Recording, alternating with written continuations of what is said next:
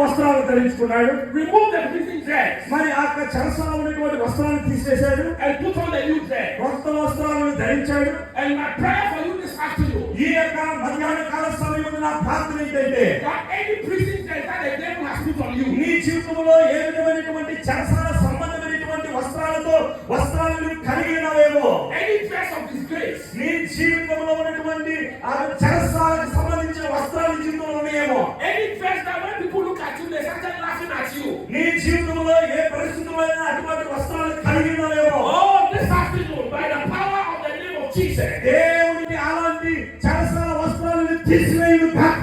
may God change that dress for you. దేవుని చెరసాల వస్త్రాలను మీ జీవితంలో తీసివేయును కాక.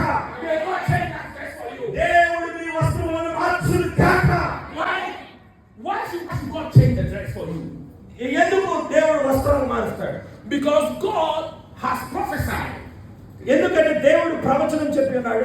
Isaiah 61 verse 3. యెషయా గ్రంథము 61వ అధ్యాయంలో మనం చూస్తాం. Isaiah 61 verse 3. యెషయా గ్రంథము 61వ అధ్యాయం మనం చూసినట్లయితే there is a prophecy of God concerning